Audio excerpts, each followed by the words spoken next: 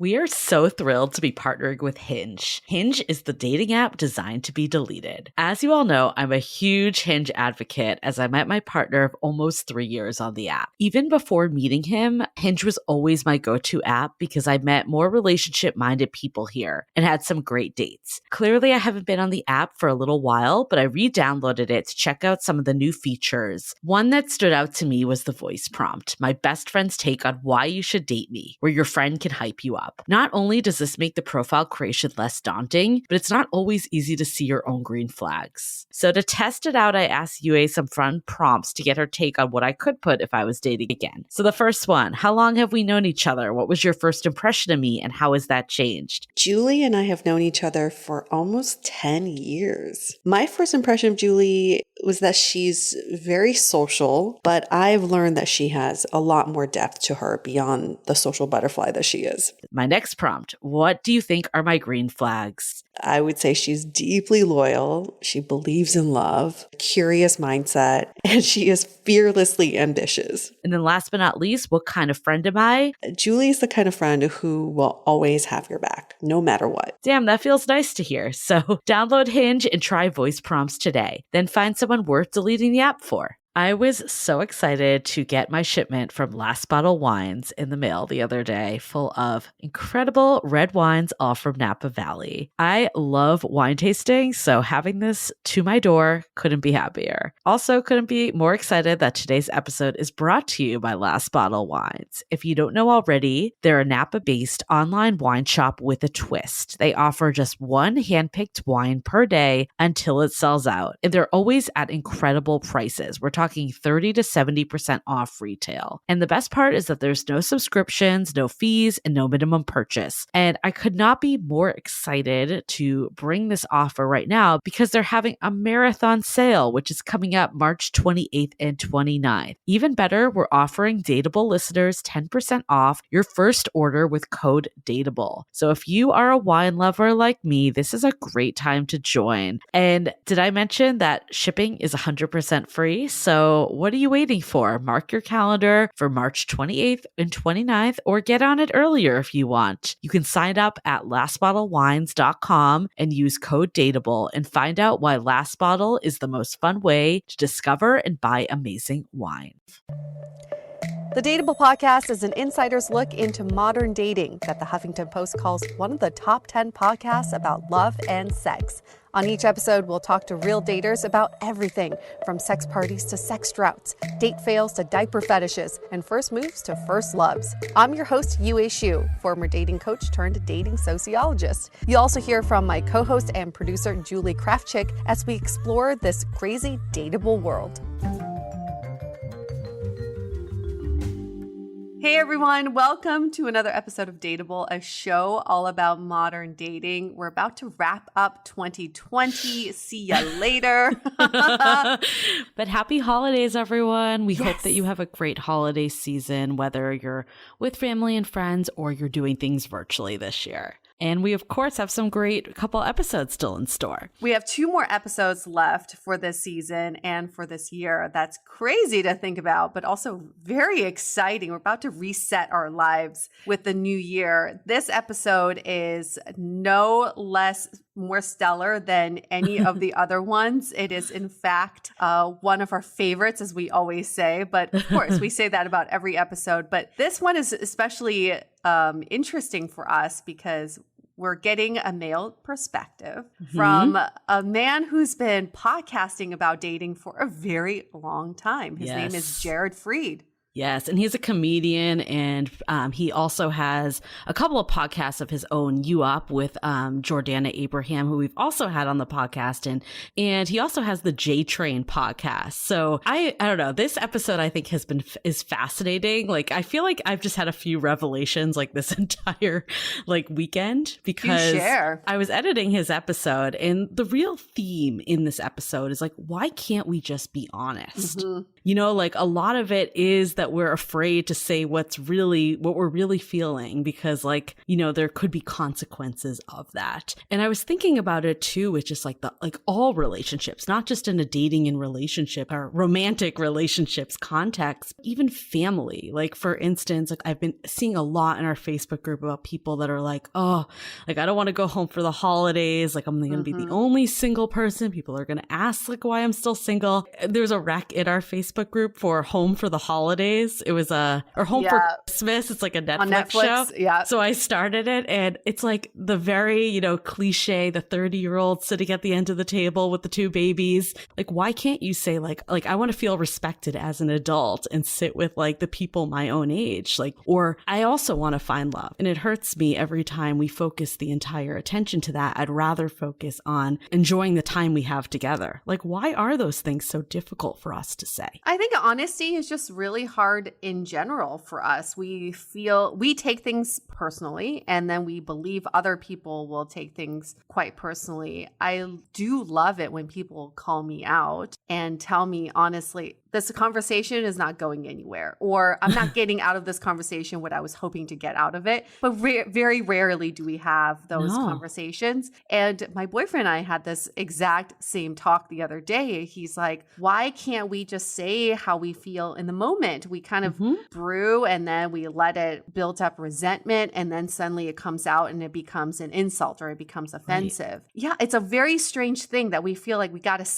what in Chinese culture we call it save face in the moment, but for what? For the benefit of what? You're not getting anything out of it, and they're not getting anything out of it. It's fascinating because the other day too, I actually was doing a video date with someone, and we like kind of agreed on the video date. Like I wouldn't say it was sparks. It was, I think it's hard to have sparks on a video date, but it was enough that I was willing to keep going with the conversation, right?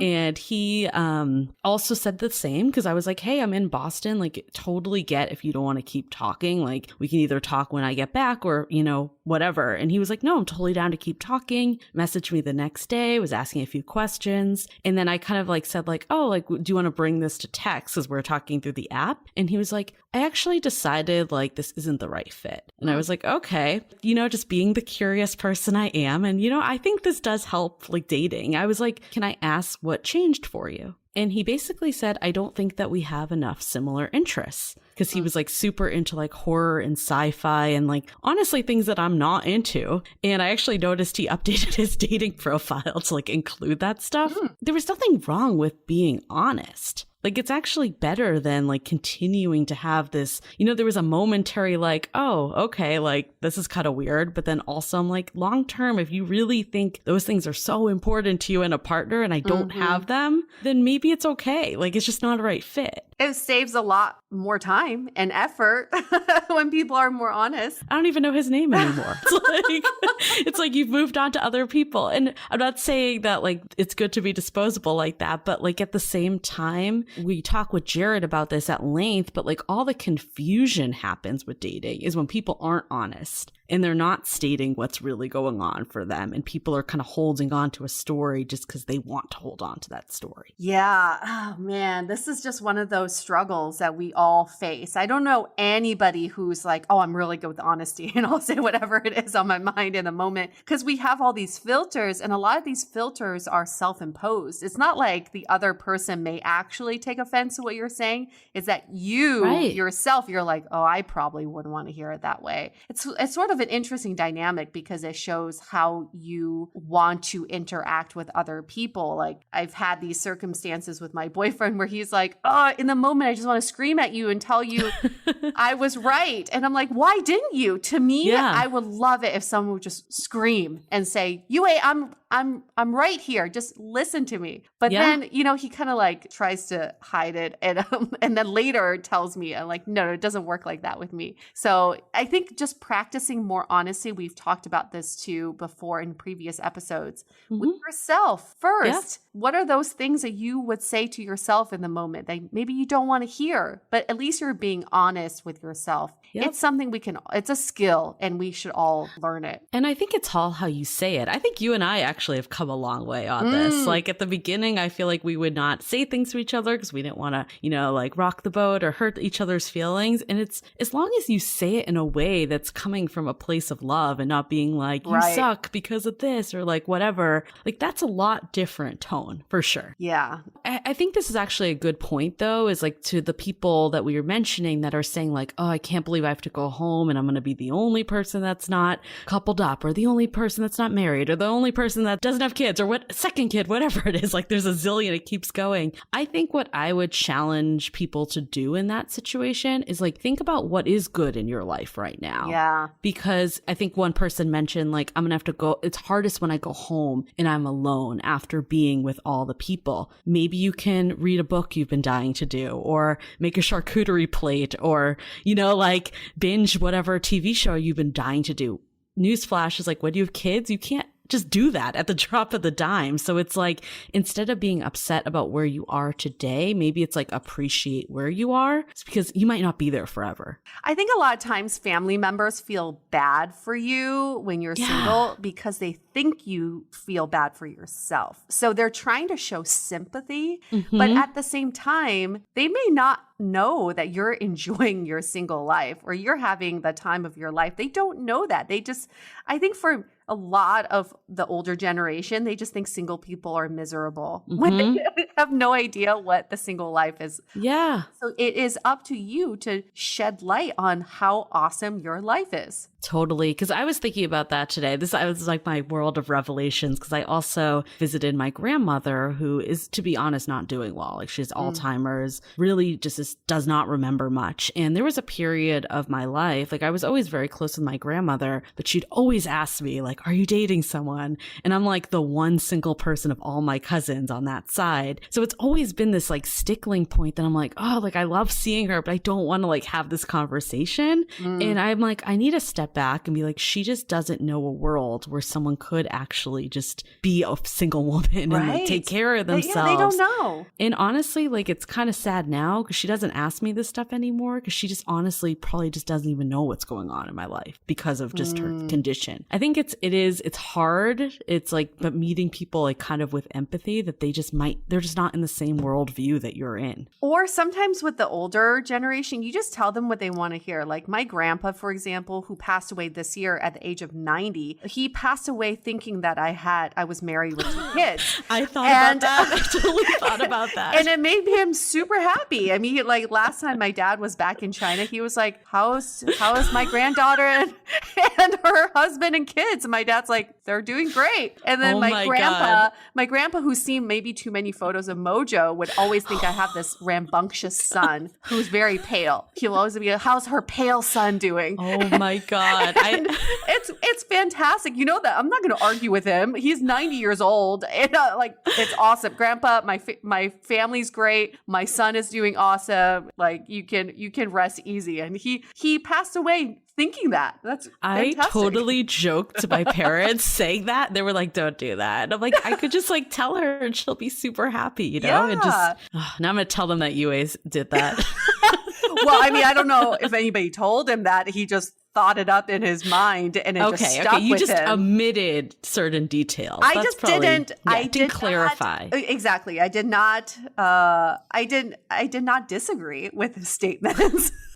Right. That's like a friend of mine he's outwardly gay, but his grandparents don't know. And like he would always bring women to like weddings, like female friends, and they'd be like, oh, he's such a player. And they just were like, we're just going to not say that, you know, like not that obviously it was just a generational thing. And again, like not like maybe honesty though, like maybe there isn't something wrong with saying like, hey, I actually really love my life. Like I'm fully supporting myself. I'm happy with who I am and where I'm going. Like maybe they just don't know. Yeah, I know. Either you tell them full honesty or you just let them believe whatever they want to believe.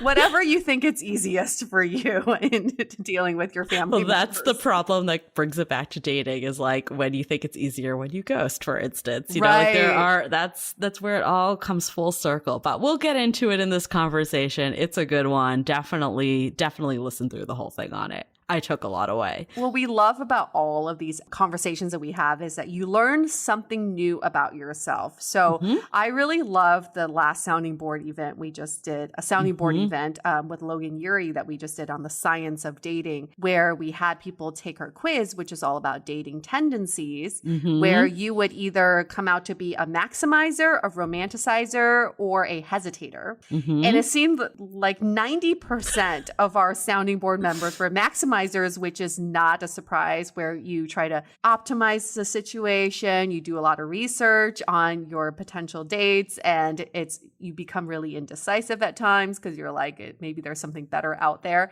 But Louise posted a very interesting question in our Facebook group. She said, as a maximizer, how do you reconcile this feeling of having these sort of unrelenting standards and knowing that they're unreasonable at times, and also not wanting to settle? And so how do you kind of handle these two conflicting thoughts? And I feel like so many people are going through this. Is on one hand, you want to be with the best person for you, but on the other hand, you also know that you have these expectations that you may not communicate to your potential suitors, that makes it very impossible to date you. So I would say to that is, we need to redefine what settling is. I think settling is about finding the person that you feel like is the right person for you and creating a life with them, knowing that there are going to be more problems and challenges down the line. That your life is not going to be perfect. Settling is not about giving up your standards and your values and saying, fuck it, throw them out the window and being like, next,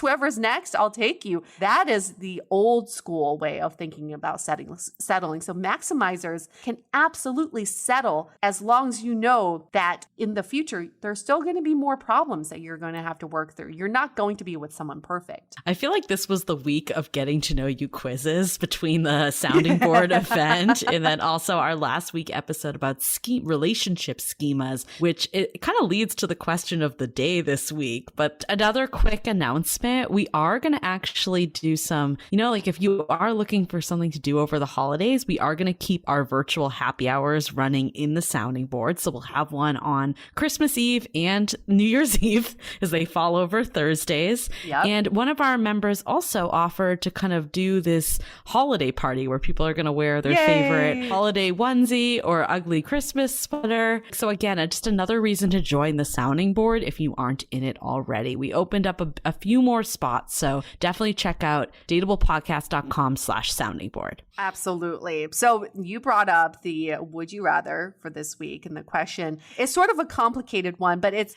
if there was a service that could aggregate all of the compatibility tests ranging from attachment styles, Myers-Briggs, astrology, love languages, Enneagram, schemas, etc., all of it, to give you a list of people who are most compatible with you, would you rather to have a full list of full names of people who are compatible with you, but they could be anywhere in the world and it doesn't take into account duplicate names? Or would you rather have a list of the number of people who are most compatible with you within a 0.5 mile radius of wherever you are? Wow. I know. Okay, so I want to maybe a clarified question that you could give me. Is the 0.5 miles by design in this question? Because that's pretty close to your home. It's pretty close to your home. Yes. Well, at first we had it, I was thinking about a 1 mile radius, but depending on where you are, 1 mile radius could either cover a lot of people or nobody at all. But 0.5, that could be someone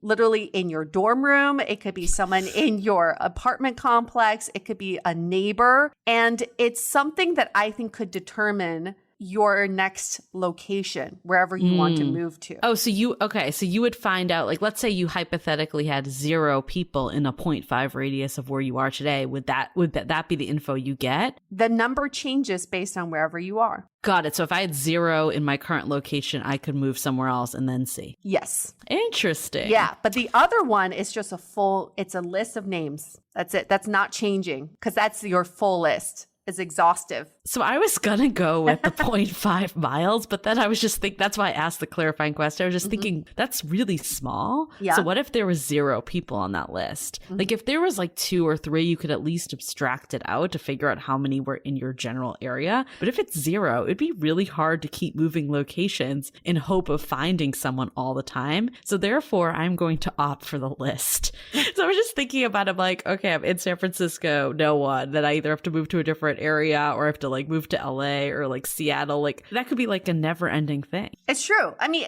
but it's also if you're on vacation, if you're out walking around, you can explore different neighborhoods.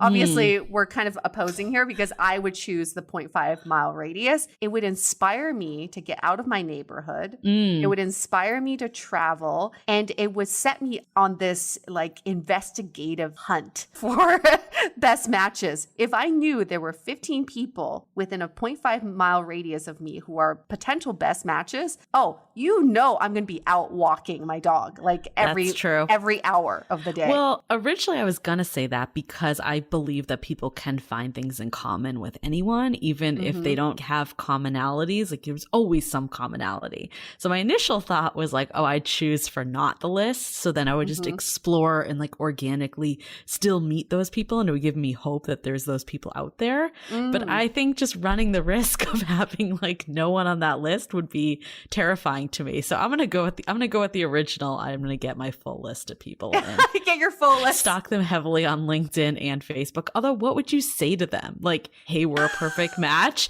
I'm reversing. I don't know what I would actually do with that information. I might have to go back. And my other thing is, here's this. Okay, some of the names may be very unique, but some of the names may be very common or mainstream, like a Joe McDonald. So what if you are dating a Joe McDonald and there's a Joe McDonald on your list, but it's not that one, but you keep trying to like retrofit this Joe McDonald to you're like, no, this is really the one. I don't know. Maybe I'm just making this more complicated, but I agree. Like, what would you do? You could retrofit anyone though, in theory. Like if you knew that there's 15 people, whoever you met, you would try to retrofit. That's true. You could be like, ooh, are you the one of the 15? Yeah, it reminds me of like that MTV show, like, Are You the One? When you're like searching for them in the house. Yeah, and you don't know which one. But you do make a more conscious effort for everyone you meet, because now you know there are 15 people near you. Everyone you meet could be a possibility. So you give them a little bit more time and attention.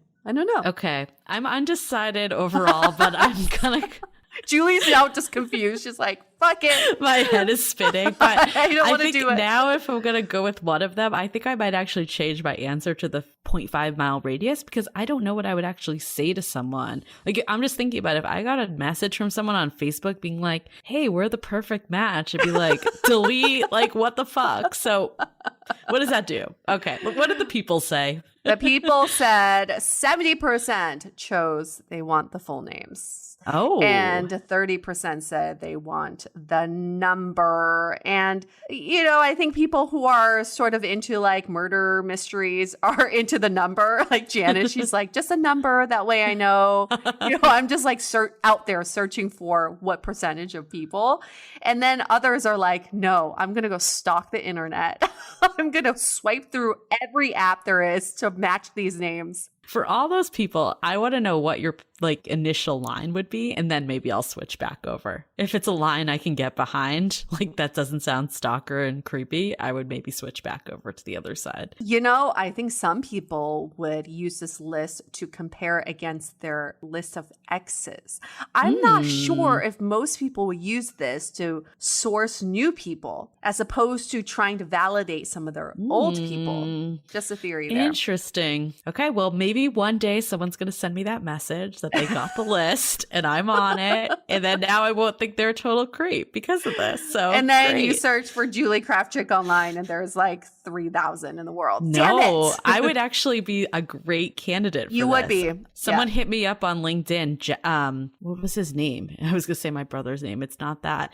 It was some other Krafchick, and he was like Jared Krafchick or something. And I'm like, whoa, this is weird. It's not a common name. It's not. Good for you. My name is way too common in China. There's There's like I was 50 like, not million. in the US, but yes. Not in the US, but there's like 50 million of them in China. So it'd be very hard. And it's also a predominantly boy's name. Whoever got my name on their list, woo! Confused. Very confusing. Very confused. I like that you brought up the name Jared, though, because that is the name of our guest today. Is that what was on your mind? I don't actually know if that guy's name is Jared. I might just be like blending them together. I'll stay tuned for next week. But he just like hit me up on LinkedIn and was like, hey, fun thing, I'm also a craft chick. I'm like, okay, accept. Is he single? Is he cute? What? I think I don't know. He is kind of cute. Get on it. You don't have to change your last name. I don't think he's single. I think he might be married, but we'll see. He's a YouTuber, actually. Okay, we got to get on this train. We got to get on that craft chick train. But before we do, I was like, is that a tie into the JTrain? Yeah, yes. Before the craft chick train, we got to get on the JTrain, which is a Jared Freid train. But before we get on the Jared Freid train, we got to get on the sponsor train. We like to take a moment to thank our sponsor. And a scene. All right, starting over, breathe. Okay, we really seriously would like to take a moment to thank our sponsor, BetterHelp. Think about this. What is interfering with your happiness? What is something that is preventing you from achieving your goals? For a lot of us, it is getting our mental health in order. And we've definitely found this. Julie and I were like, oh, mental health, that's got to be priority. So BetterHelp is a service that can assess your needs and match you with your own licensed professional therapist. They connect you in a safe and private online environment, and you can start communicating with a therapist in under 24 hours. You'll get timely and thoughtful responses, plus you can schedule weekly video or phone sessions. BetterHelp is committed to facilitating great therapeutic matches, so they make it easy and free to change counselors if needed. So their licensed professional counselors specialize in everything from anger, family conflicts, dealing with family during the holidays, depression, stress, anxiety, relationships, sleeping, trauma, etc. You name it, they deal with it. And everything that you share is completely confidential. In fact, so many people have been using BetterHelp that they're recruiting additional counselors in all 50 states. So we want you to start living a better, happier life today. And as a listener, you'll get 10% off your first month by visiting betterhelp.com/dateable. Join over 1 million people taking charge of their mental health. Again, that's BetterHelp, spelled HELP.com/dateable. Yee-hoo! Okay, can we get to Jared? Let's do it. Not Jared Craft Chick. Not Jared Craft Chick, but here's Jared Freid.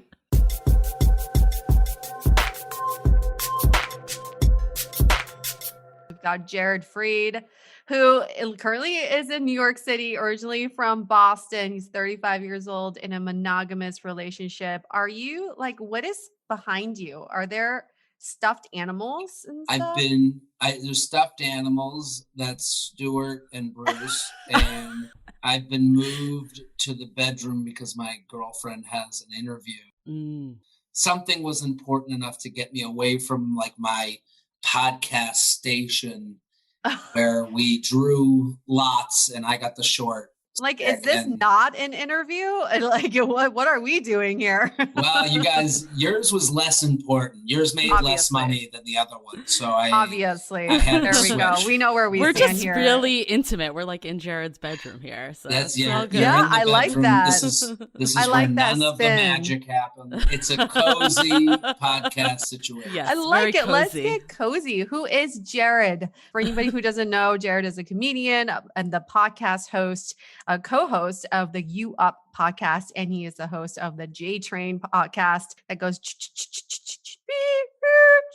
That's right. I love your intro because when I first heard it, I was like, "Is there something wrong with my phone? What's happening?" And then that really you have a very grand entrance. You ride up on your train, you know. Well, the whole podcast is ridiculous in general. It's called the JTrain podcast, and somehow we give life advice on something called the JTrain. So that already is ridiculous. So it's why not have it like a WWE entrance into the show? Why not?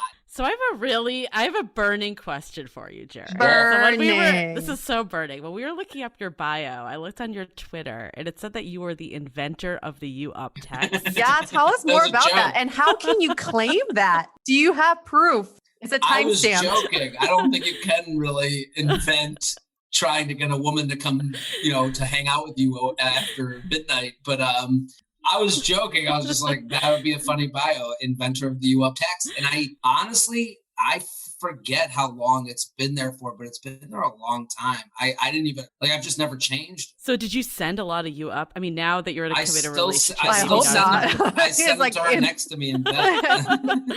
Back to single Jared, though. Were you like a massive "you up" texter? I understand that it's funny to be like, I invented the idea of being that kind of late night, well, we'll take a shot, that's really what a "you up" text is. Huh? I have another burning question. So on your podcast, you claim that you respond to all your DMs. Mm-hmm. My dog DM'd you yesterday, but you did not respond to him. No. Okay, so tell the audience what you wrote in your DM. These are roads I don't go into. What's your stance on puppy play? On puppy play. So to me, that to me was like, I'm not even gonna go down this road. I didn't know it was you, obviously, but I was like, oh, this is honestly, with how the internet is, I was like, oh, this is a person that wants me to gets off at me looking at their puppy, and they're on the other side of the line touching themselves while if I answer yes, they're going to be like, oh, good, that felt great. And now they're going to screenshot it. And now I'm involved in puppy play. Whenever it's It's just unleashing too much. We actually did an episode about puppy play recently, actually. So it's a fetish. It's people wear you got to go to our YouTube. We have the whole puppy play attire. Is it like a that furry? you put on. It's they're related. Sometimes it's not. Yeah. It also could not be. It could be non-sexual. It's just more love being playful, like an animal. Roll around, be a puppy, a pet. I've said this many times on my podcast that's kind of there's a fetish really for anything. For sure. You wouldn't even know that someone would be like, oh, is that your elbow? Oh my God, elbow. Let me lick it. But this is the thing, with DMs, I answer all DMs, but first of all, you got to follow me. Oh yeah. Because if you follow me, then I'll answer. But if you don't follow, I'm like, why would I give you time if you won't even give me the time? Oh, yeah. Mojo definitely follows. It can't get into territory of sexual nature. I'm in a relationship that can only take me down. Even if I'm joking around, two people have to know they're joking. Right. And now that I know it was you, I'm like, now it makes sense. But I legitimately saw it and I went, no, I'm not touching that. This isn't worth my time. Not touching. Okay, so all of our female listeners love you because you're the guy that tells it straight, right? The male listeners are like, no thanks. Just kidding. No. We have many male listeners that also love you. One of our devoted listeners got his profile reviewed by Jason live shows, yes. So he's always loving you. But I want to know, how did you get into this? Where were you at when you started all this? So my podcast, the JTrain podcast, used to be called the TFM podcast. If you remember Total Frat Move. Total Frat Move is or was a website, it still exists, where they were basically a bar stool for fraternity life is basically how I would describe it. And it kind of just became my own thing. And they were like, can we have our name back? And I was like, yeah. And I was first started the podcast, I just wanted to talk on the radio. I just thought, we'll figure it out. I'll create a show. And then I said at the end, I was like, send in your emails. And I had already written for Total Frat Move a bunch of articles. So I kind of had a little bit of a trust with the audience to send an email that would be maybe a question. I wrote a lot about dating because that's what's going on in my life. I talked about that a lot on stage. I talked about being single and kind of the pitfalls of modern day dating. And I think people just had a trust that I was going to not make fun of them for their issue. I think with a lot of this stuff, anyone could look at you at the brunch table. Anyone can look at you at the Zoom happy hour and go, dump him. There's more important things.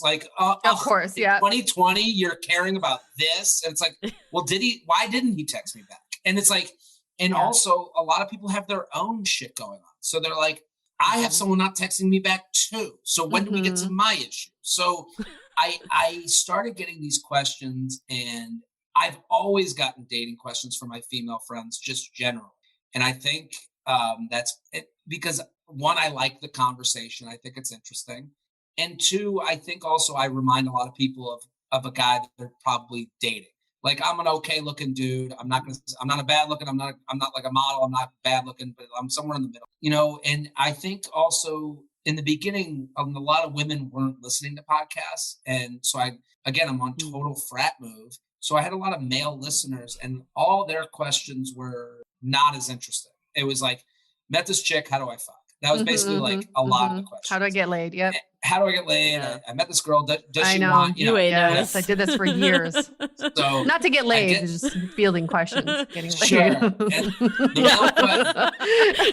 Sure. No, but the male questions just aren't that interesting for the most part. A lot of the male questions are about ending something with someone you like. That's a very specific male question. I do want to call out, though, I think it's evolved over the years. Because I think when you guys are talking about like a bunch of years back. And it's also a total frat move. I mean, that's your audience there. Exactly. But that's where it changed, because all of a sudden Serial comes out. Serial was the first podcast that was listened to by women. And now women are getting into podcasts. And now all these like female driven podcasts are coming like out. us. And I remember when it happened, because I knew that there was an audience for the show I was doing, and I knew I wasn't in front of the right. And not to say that those weren't great people, and they're not, like they are, but I'm just saying, like, I thought I could go wider. And then I started going on female centric shows, and I started having Jordana, Aileen, and Sammy from Betches on. And I was like, oh wow, the dynamic with me and a woman is like, with a woman and I is so much more fun and interesting. And then I started getting women writing in.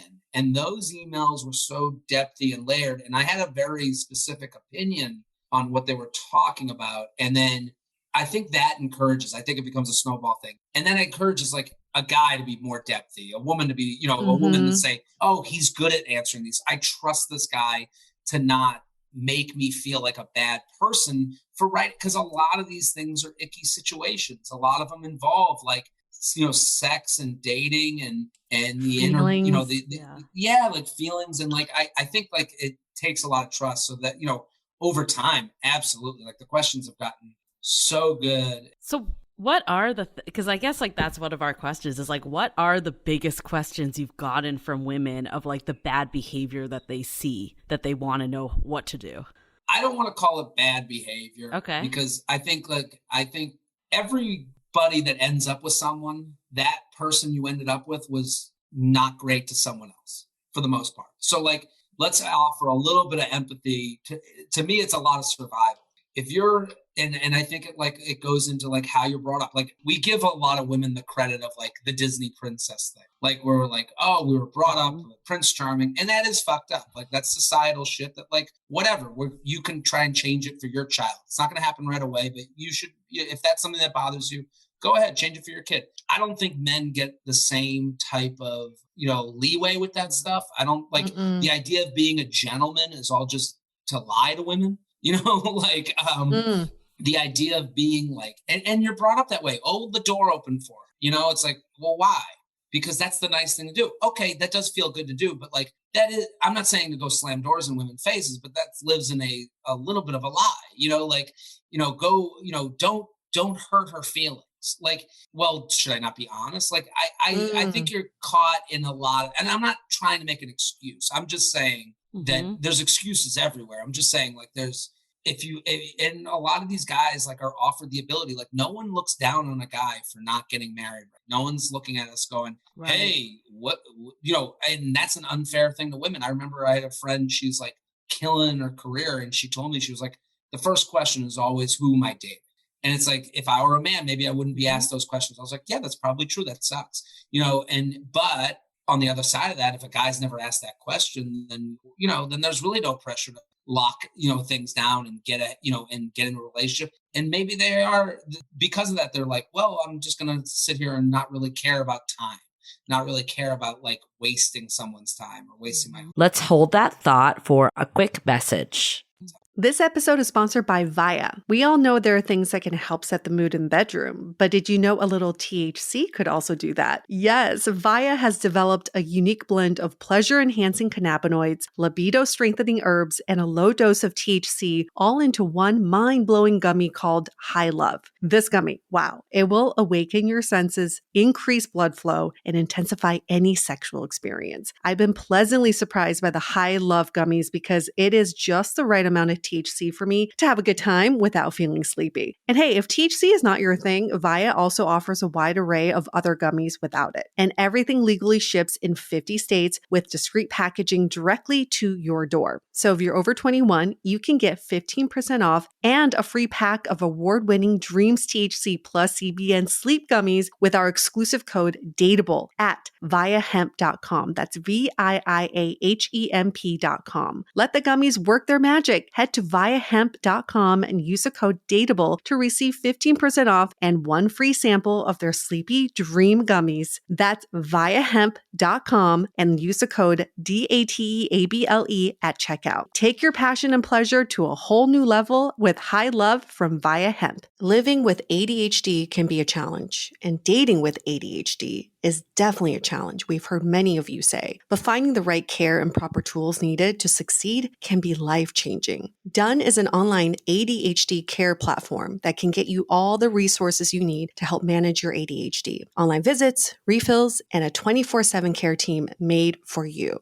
In just 1 minute, Done's online assessment can help kickstart your ADHD treatment journey. With experienced clinicians, worry-fill refills, and online visits, you can start getting personalized care as soon as today or tomorrow. So contact an expert team that can help you around the clock and get a personalized treatment plan just for you. Here's how you do it. Take a free 1-minute assessment and book an appointment with a licensed ADHD clinician as soon as the next day. Get continuous care, one-click refills, insurance coverage, and 24/7 care team support with Done for just $79 a month, and pharmacy copays as low as $0. Visit get.donefirst.com/podcast to learn more. That's get.donefirst.com/podcast to learn more. Done. Turn ADHD into your strength. This episode is made possible by Badlands Pets. As you all know, Mojo, my precious baby, is the reason why I found love in the first place. He made me feel love again. So I would do anything to ensure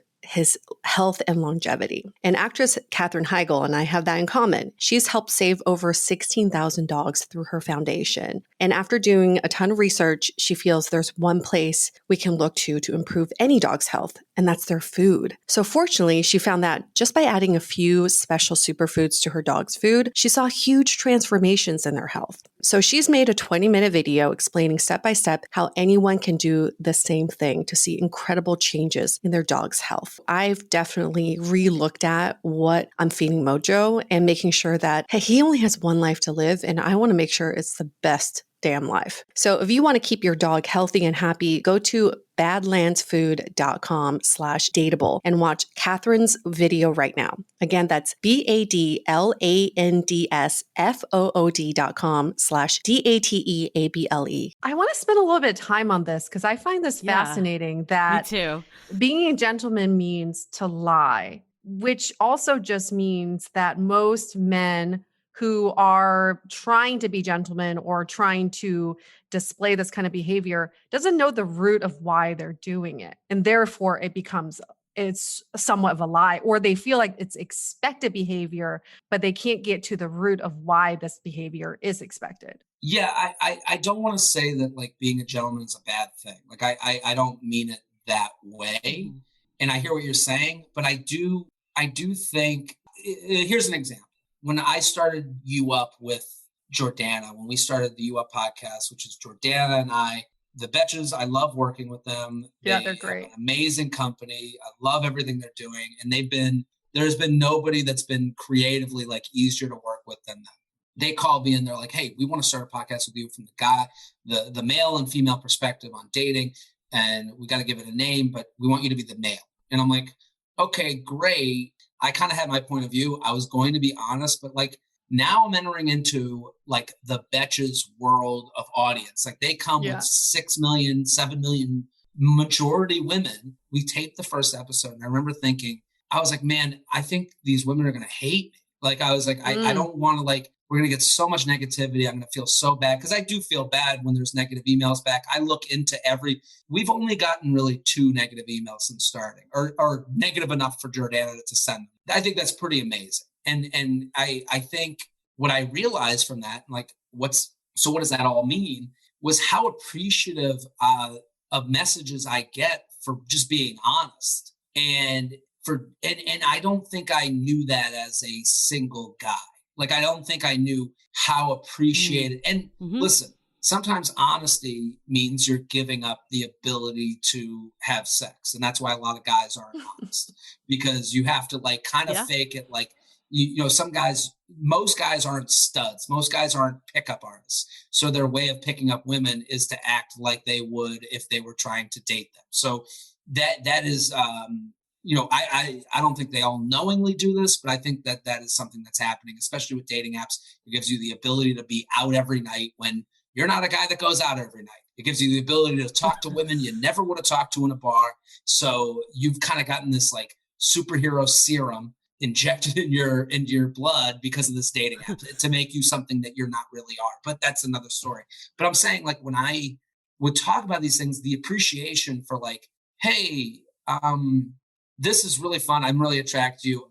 I'm just here to, like, be casual, totally casual. Like, that's not really gentlemanly, you know, like, hey, this has been a great night. I just want to fuck you. I have no idea what the end of this is going to be. If fucking you means that you're going to be, like, thinking that this is going to be more than that, I can't promise you. All I can promise you is tonight. Like, that loses you the fuck, but also is hard to say to a human being. Hey, I love you, but I don't ever see myself married. Like, how do you say that to someone? That's very difficult. So I think there was, like, the feedback I get is an appreciation for the honesty, and appreciation to hear, like, hey, it wasn't personal about you. I think a lot of these things aren't personal. For a lot of guys, like, is on a spectrum. The idea of, like, yeah, I like her. Okay, so you want to be serious? No, I don't want to be serious. So you want to be exclusive? I'll be exclusive, but no label. It's like, what the fuck is that? Like, the guy doesn't know what that is either. But he's just trying to figure out a way to not, snowball into something where he's the person who's the asshole who forced, this into serious land. I think. So that's what I mean by the gentleman thing, like, where it's just like, it's hard. Again, it's hard for everybody. I mean, usually even like stuff like ghosting, it's not coming, most of the time, it's not coming from a bad place. It's usually coming from a place like, I don't want to disappoint this person. If I say no, maybe I'll keep the door slightly open. So if I change my mind in a month, but it still hurts the people on the receiving side. Ghosting is fear, and it's all fear and self-preservation. Yeah. And it's also a product of, and why does it happen more now? Because we meet more people without a lot of eyes on us. So, like, you meet someone random on Bumble. Right. That's easy to ghost. There's no one that looks at you and goes, like, I always say that you should meet someone. The best way to meet someone is through a family member, because if I ever ghosted someone that, like, my aunt introduced me to, she'd be horrified. She'd be like, wait, what happened? Yeah, you'd be such a dick. Yeah, I'd be like, well, she blew me, and then, like, 3 months later, and then I've been ignoring her. She's texted me like 8 times. She'd be like, what's wrong with you? Like, it'd be disgusting. So there's no aunts in the dating app scenario. Well, I think a lot of the dating conundrums stem from not being comfortable with ambiguity and uncertainty. Mm-hmm. So for the men that you're mentioning, they're unsure where they like someone on a scale. Is exactly the same as a woman who's like, where do we stand on a relationship scale? Mm-hmm. I want to DTR, but we're also somewhere in the middle with a situationship. And that's what causes the conflict, is we're all constantly looking for a definition of something in dating, when that definition cannot be provided sometimes. We just can't rest in that uncertainty. Why is that? Why are we so uncomfortable with that? I mean, obviously, if I knew and I had the formula, nobody would have issues. Don't? Yeah, right. You'd be a zillionaire, It's as valuable as a COVID vaccine. I think, but I will say that based on the questions I get, I think a lot of people rate how they feel based on the person based on the feelings of the person they're seeing. if he likes me, I like him. And I think that's a really dangerous way to go. And it never works because you're never going to know how someone else feels. And this is hard to do. This is easier said than done. You don't want to approach someone that you're embarrassing yourself with. But like, I tend to believe, I don't think we all trust ourselves enough. We don't trust, like I get this question on Instagram stories sometimes where it's like, someone will be like, I don't want to be too much. I don't want to get ahead of myself. And it's like, go ahead, get ahead of yourself. Like, you're not crazy. You're not like, what does get ahead of yourself mean? Text a few times, ask to hang out more. Like, it's not like you're going over and shitting on the floor and being like, clean it up. This is my new fetish. And you're in, How to bring it back to fetishes. It's like, we're all right of mind. So like, for the most part, we all, for whatever reason, most of us think of ourselves in the extremes instead of that big fat part of the graph. And it's like, what I always say is like, whatever your thing is of thinking you're too much or you're getting ahead of yourself, imagine the person you're seeing complaining to their friends about you. And see if that complaint sounds ridiculous. Like imagine that guy going to his friends being like, can you believe this girl? She keeps texting me to hang out. All she wants to do is sleep over. She won't stop wanting to get good food. You'd be like, oh, sex, all the friends would go, what's wrong with you? Do you like her? And he would have to go, well, not enough to do at least you get your answer. So it's like, be too much, be what you are. You'll hear a yes or a no. That kind of reverses it. That's where instead of like, if they like me, I like them. It's, I like you. Oh, you don't like me? Right. Okay, I'm out. I think a perspective change is needed. And it has to happen because there's too many options out there for you to sit there and go, well, maybe if he wants you, he'll show you. Like, I don't really he'll fight for you. Rules. Yeah. I think there's a thing with guys, and I see this a lot lately, where it's like they want to find a way to be honest. I think they do. I think the questions I'm getting from guys is like, I want to be, like, I had a question the other day. I was like, I want to be out there. I want to be having sex. I want to be like meeting new people. I am looking for a relationship. But on my way to there's a bunch of women I would like to fuck that's a part of how I look for someone to be in a relationship. Yeah, that's honesty. And I think again, like, just like the guys have to learn, like a lot of the women have to learn, like, you date to find out. You don't just date to get in a relationship. Right. You date to like work to see if this is the match. And it's like, you have to have taste. And if the person you're dating has no taste, then how much fun is that? Like, so I think like sex gets brought into this, but like, if you're a person that can't have sex without getting ahead of yourself, and you're going to be monumentally broken by a sexual relationship that doesn't end up in marriage, then you have to admit that to yourself as well. Like, you have to like take ownership of and that takes time. That's not easy. Like, owning your relationship with sex, like, that's the hardest part. Like, we talk a lot about that on You Up, where it's like, listen, no guy's staying with you because you had sex. Right. So if you're not cool with the sex you're having or the reasons you're having that sex, then it's not going to fix the problems. It's not going to fix. So I think that's like a big part of this too, where it's like, hey, like, the person you're with wanting to have sex does not mean that you're going to feel good having that sex. And like, just because you have a relationship with sex, that's one thing, doesn't mean the person across from you has the same relationship with sex. Right, exactly. And that's a tough discussion to have. Like, hey, we're going to have sex now. Totally. This means as much to me as a shower. And some people, they're like, what? That's no. I don't mean that about you. I'm just saying, this sex doesn't make me more emotionally involved with you. It makes me the same amount of, you were cute, I liked you on the date, I'm having fun with you, I trust you.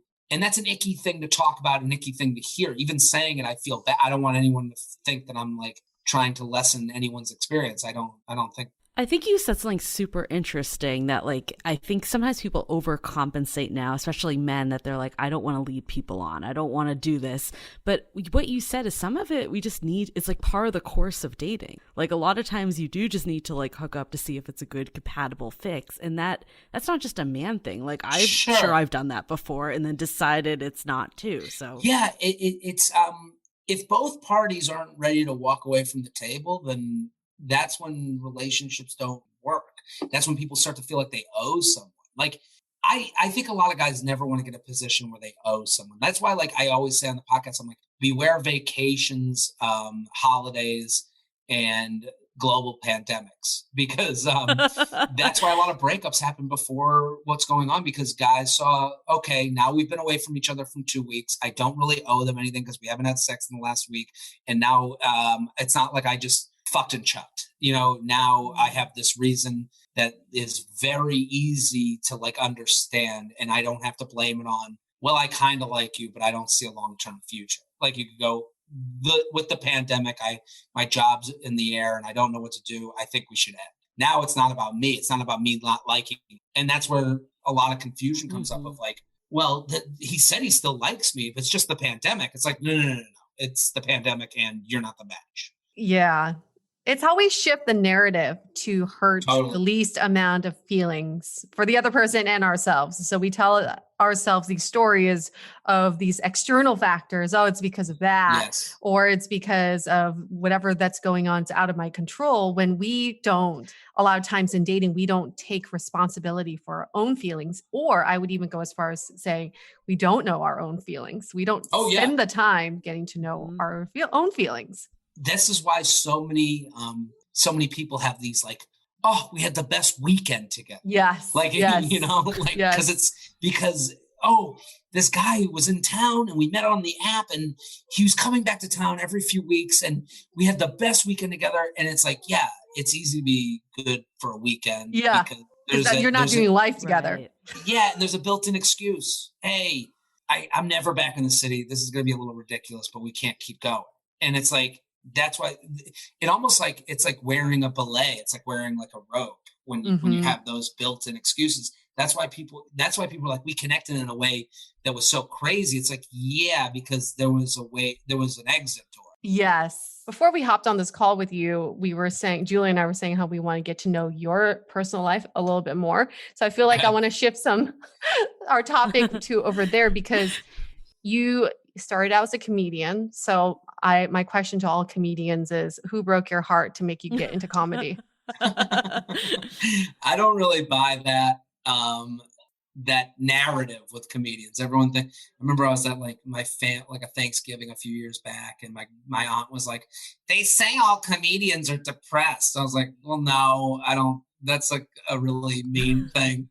No, I like making people laugh. I love doing stand-up. The whole thing is about doing stand-up for me. Everything I do is to serve as stand-up, to go on stage and, talk about things that will make a room laugh together. At a certain point, it became a little bit of an obsession. You start doing less of the things you don't like. And I started doing 4 or 5 open mics a night, and I would do them every night. And, when my friends were getting married and having kids, I was kind of just doing stand-up. So were you like a relationship guy, or were you more like casually dating? Like, what was your life like at this point? I was somewhere in between. I was a big 10-monther. Okay. So that's very specific. I would go 10 months and then I would see that where it wasn't the right match for me, and I would kind of move on. I wish I was a better casual dater than I was. Do you think there was something about the year mark that freaked you out? I think it was also like hey, we're not getting married. I think a lot of times, and the train doesn't stop with relationships. You get on at the station, hey, we're a couple, and now we're heading towards moving. And then we're heading towards engagement. And then we're heading towards the wedding. Then we're heading towards the baby 1, then the baby 2. And that doesn't change. And anytime people try to stop that train, there's a problem.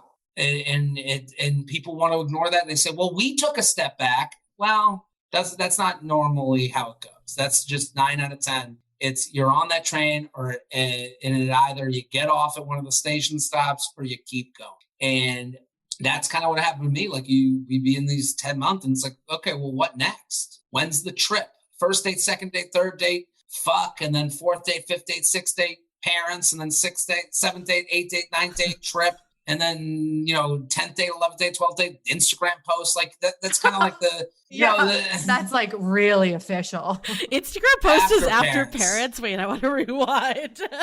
I was like, this is a very interesting timeline. And now in quarantine, it's all in like the first week. In the first month. So I think there's a lot of faking naivete with that structure of things. Like a lot of women will be like, well, I'm not looking to get married right away. It's like, you don't have to say that. You are looking for this to keep growing and to keep getting to know each other. That's okay. Well, it goes back to what you were saying before about honesty, right? Yeah. It goes back to all the honesty stuff. Like no one wants to just say their intentions because they're afraid that people will like leave at that point. And say no to it and go, well, I'm not ready for that. And then they go, well, why? And you go, well, I don't really know why. And then at that point, you have to own your own feelings. You have to go, well, I do enjoy you. I'm going to stay with this. And you make, all of these are like business decisions. All of these become like, you know what? He's not ready to say I love you yet, but I love him. And I'm going to stay here because I believe in loving him more than going out and finding the next person. Like there's a math equation that all of us are doing. How long have you been with your current girlfriend? A little more than 2 years. Oh, okay. So you passed 2 10-month marks. Yeah. Congratulations. What changed? What changed with together. this one? I think it's a combination of many things. Like I love her. I'm very happy with her. We connect on a very, like an amazing level. Also like, I became more comfortable as myself and became more comfortable in my career, and things were moving forward with, I started finding a little bit more success here and there, making some money doing comedy and feeling a little bit better about doing some of the relationship things that do take away from doing what you want to do. And if you don't I think like, if you don't want to take the trip to meet the other person's parents because you're like, well, I have to work, that's not really fun. Like that's not really, you're not really like actively participating to me. I think those all go hand in hand. I think if I wasn't really moving forward in my career, I wouldn't be able to open my head up to meeting someone and to taking the night off to go on a date and to, hey, what are we, being more, available for something. Right. We hear that a lot. Yeah. It's always the $1 million question with men. Is it the person that you meet the right person, or is it that you're ready? Like, and maybe it doesn't have to be inclusive of both sometimes. Yeah. It's really hard to answer because anyone could look at that and go and see it as a negative towards my girlfriend. That's not the case. I think it's a perfectly positive thing to say. And also like, this is a big thing for all guys.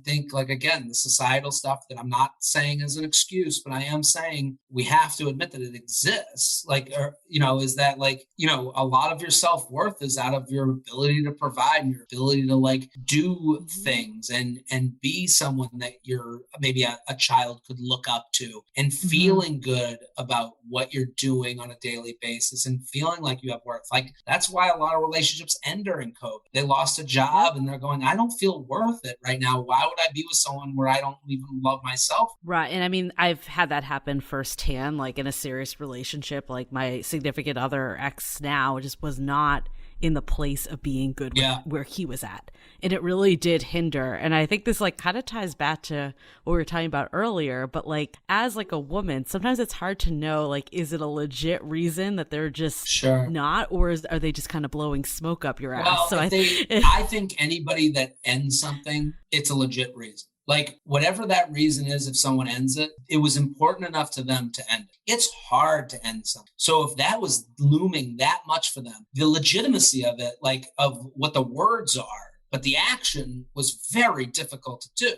And it's a really hard thing with the whole idea of like, okay, because date one is cheap. Dating is cheap. Being casual is cheap. Being in a relationship is expensive as far as with your time, as far as with your effort level, as far as with where you go next. Like, I see it with my stuff. It's like, I'm going to be going to St. Louis this weekend to do shows. And we have to like be totally, like I have to be in a relationship where someone's okay with that, with me leaving Thursday through Sunday. And if she said to me, well, if she got mad every time I left, I would go, we can't be together. And that's not because I don't love my girlfriend. That's because I need to be able to feel like I'm moving forward with my career to also love myself, to be able to love you. Like those both go hand in hand, and they sound like self-help talk, and they sound really kind of like you generally don't hear a lot of guys say, I have to love myself to be able to love you. And it's just, I think that's like, it takes time and age and figuring that out. Like no one wants to be the guy. And I think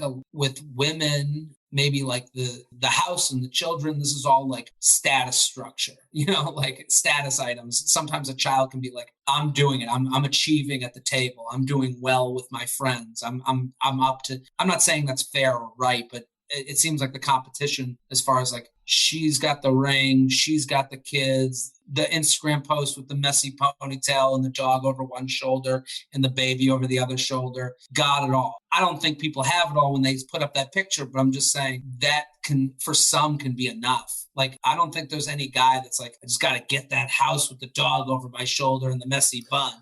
Like, I think they're saying, I want to be able to afford that house and have the room downstairs and be respected by that woman who has the messy bun. Well, it kind of like all just comes down to readiness, I think, in some way. For like, it depends if you're ditching out on like early dates versus you're in a relationship. Like you said, it's a conscious decision to leave. I think those are very different scenarios.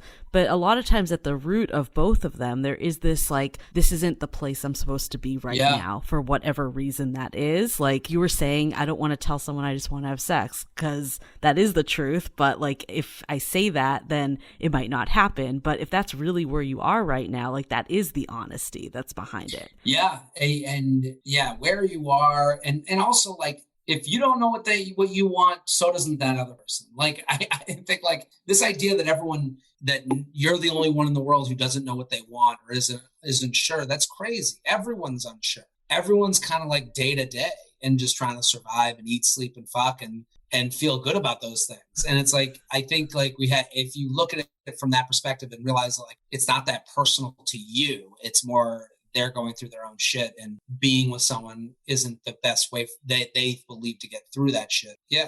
And back to you. How long have you two been living together? We moved in April, beginning of this whole shitstorm. UA was a quarantine. Yes. Oh yeah. Yes. And then how's that been?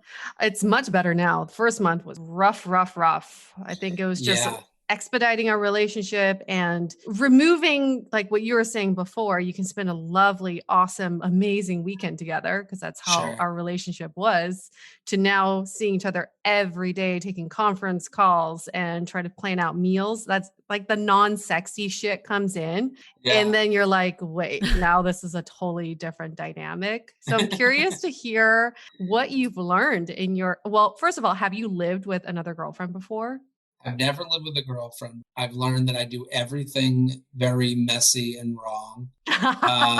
According to her. According to her, I am a slob. I poop wrong. You poop? I poop at the back of I poop at the back of the seat. I didn't know that.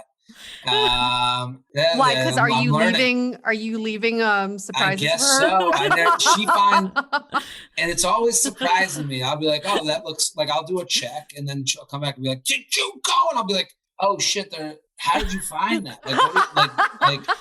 Like she goes over after with like a blue light. She's like a magnify. Yeah, that's feces. Who wants to get into a relationship now after hearing this? Everyone's like, oh, phew, I didn't get into one with Jared. I think it's hard in COVID because there's no like missing each other, and I think like you need some of that in a relationship. I think you need like to go into like, you need to get away from each other for like a work day and then go, hey, let's go out for drinks and discuss our work day. And it's like, I think that becomes harder because there's no real like, hey, look how good you look for work. And, come back. And not to say she doesn't look great in whatever she's wearing. I'm just saying it's just that change up. It becomes a very, the same a lot. And I'm sure she's thinking the same thing. Good thing you're going away this weekend. Right. Okay, as a bystander to UA's relationship, I see a huge difference. I don't know your relationship, Jared, so I won't comment, but I see a massive difference. Like you were alluding to earlier, like you would spend the weekend together, but now you're doing life together more. Have you seen those shifts also with this time? Yes. Yeah, I mean, we do everything together. So like we do if I go get coffee, do you want coffee? Like, it's like, if I'm going to go and like walk around and like take a call outside, where were you? It's like, you wouldn't do that with me when she was at an office. She wouldn't be like, did you go outside for 2 hours today? Like, yeah, what the fuck? Like I worked from home for the last 10 years. So I have a kind of like schedule and operating the way I operate. And I think the hardest part is like getting a moment to like understanding that ignoring someone isn't ignoring someone. So like she hates these headphones. Like I'll put these headphones on and I'll just start listening to podcasts. And as I'm doing other things, like as I'm like getting things done, and I think there's a certain momentum to getting things done. Mm-hmm. And then she'll start talking and telling a story, and I'll be like, what? And I'll just be like, Can't hear. What? Like I'll put one headphone back, and she's like, oh, again. I'm like, well, I'm not here at your disposal. Like I'm not like a phone you can just pick up and I'm just ready to go. Like I have my own headspace that I'm going towards. If I'm going to go do a podcast in a half hour, I like to sit and not talk and zone out. Like, because doing podcasts isn't working in a coal mine, but it's a very zoned in conversation. So I'd like to zone out. Yeah. So I think it's like having those hard conversations of like, it's not, again, 90% of our time is spent like a little ridiculous, and we make fun of it being like, we'll be hugging and be like, yeah, we hate each other, like that type of stuff. We're making fun of it.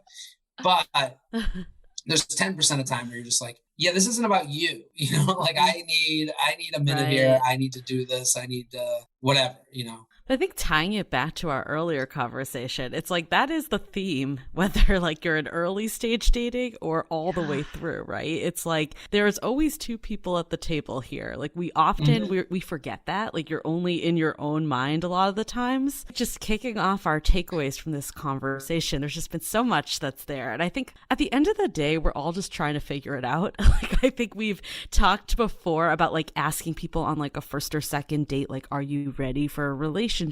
Are you looking for a relationship? And I think it's not a bad thing to have those conversations just to see if they're like wildly off from where you are. But I also don't know if they're always telling 100% either. Because sometimes it's like, I just need to experience and see if we're even the right fit. Like I might end up wanting to do something, but if I'm not, like sometimes you need to go through the process to know what it is or not. Like we were talking about with, you know, trying things on for size a little. And I think sometimes we're to dismiss when people are just really, they're not trying to hurt anyone or do anything per se that's bad behavior. I'll get checked on that. But it's like, I'm just a human being and I'm trying to figure it out. So while I'm not excusing bad dating behavior along the way, I think we do all need to just kind of like take it a little less personal and like brush it off a little, that it's not like a reflection of you. It's just someone trying to do their best and figure their own shit out. Well, any economics class will teach you that people are self-motivated. Even marriage is self-motivated. You know, not in a selfish way. This person makes me feel so good that I have to keep them and make them mine by contract. Like that, like if you look at it in that way, it's all selfish self-motivation that sometimes creates a mutually beneficial relationship. And that is what it's about. And it's like I moved in with my girlfriend because I was having such a great time with her and felt so good about when we were together that I wanted more time together. All of those are I statements. All of those aren't about, you know, and I think if people own their self-motivations more, then they wouldn't be waiting around to try and figure out the place of other people, like with those labeling conversations, to find the relationship, to find this, to find that.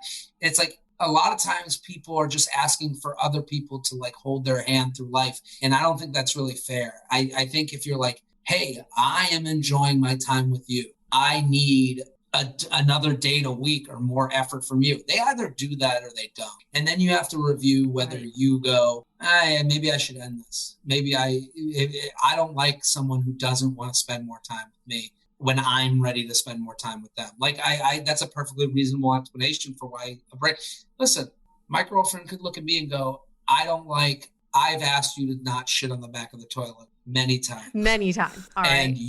And the way you don't fix it and think is emblematic that you don't listen to me and I need to leave this relationship. Like that's a harsh thing to hear. And then I would go, no, I'll give you one more chance. And then you do it again and you fuck up again.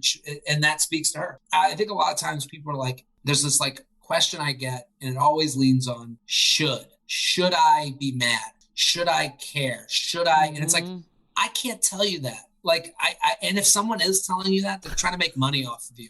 If someone's like the 10 rules of dating, I can find you a book that they're going to try and sell you later. Like Right. the make a man want to do that. It's like all those shoulds are ways to like take your own feelings out of it.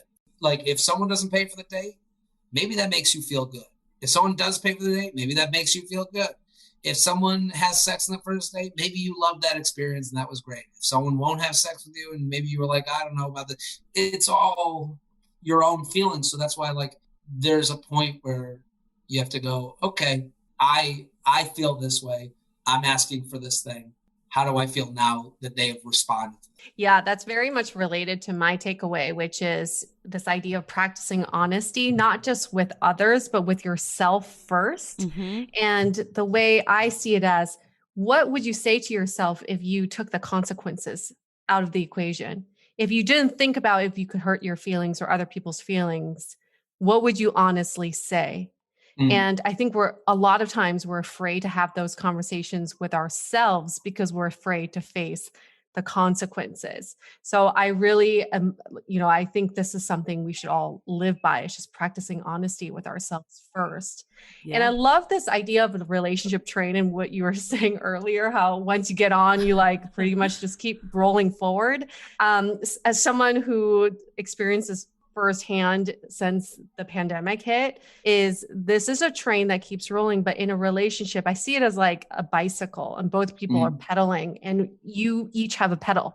And if one person pedals forward, the only way to move forward is you got to pedal forward, and it takes two. So I think a lot of times our narrative is, oh, she wants kids or she wants a bigger commitment or he wants this.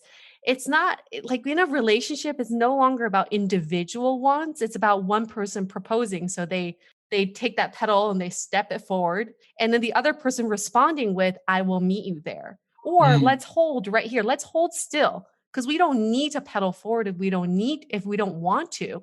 But I see that is what makes you happy, then I will meet you somewhere. So I love the relationship train, but we also should understand that we are in control of this train and that it doesn't we don't let it move just because for the fuck of it. Like, no, it doesn't work like that. You could take a stop. Yeah, go pee or like take a shit in the back of that train.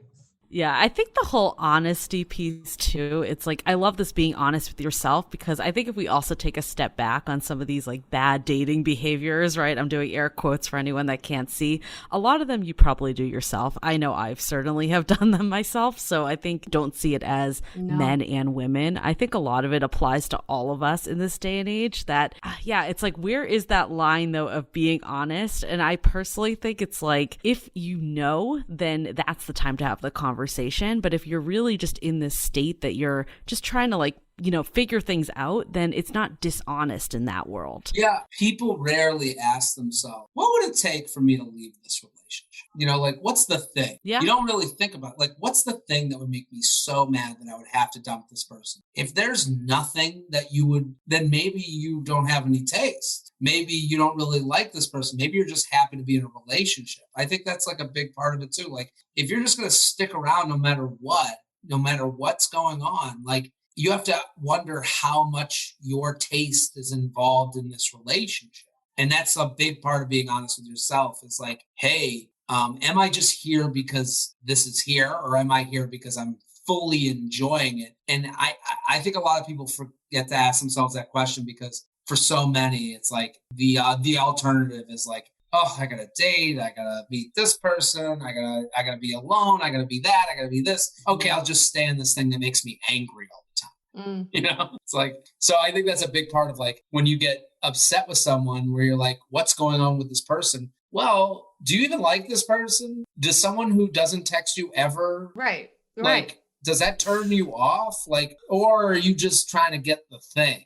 I think that's a big thing. Jared Freid, where can people consume all of your stuff, as you've got so much stuff going on? I've got a lot of stuff at Jared Freid on Instagram. That's kind of the center of my wheel. But I'm on everything. And I got 2 podcasts, the U Up podcast, the JTrain podcast. If you go on my Instagram at Jared Freid, it's all there. I post everything. So that's an easy place to find. Just don't send anything. See, Mojo's right here. He's like, I have a bone to pick with you. Yeah. That that would be the second line that I would delete from my DMs. Are you in a puppy play? I have a bone to pick with you. What are we getting into here? What do you want from me? He's practicing his shtick, okay? Just let him do it.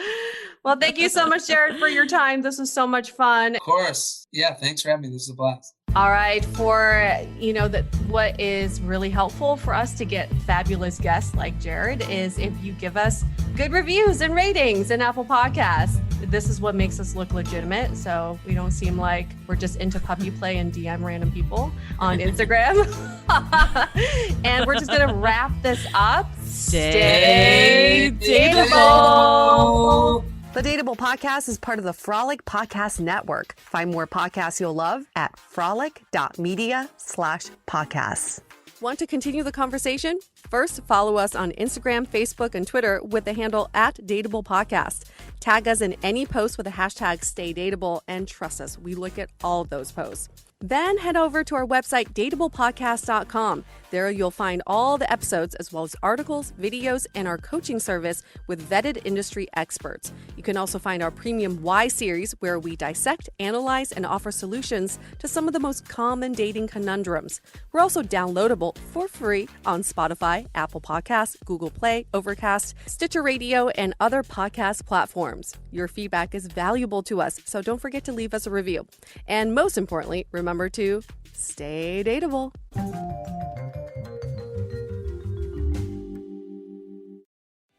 What's so special about Hero Bread's soft, fluffy, and delicious breads, buns, and tortillas? Hero Bread serves up 0 to 1 grams of net carbs, 5 to 11 grams of protein, and high fiber in every delicious serving.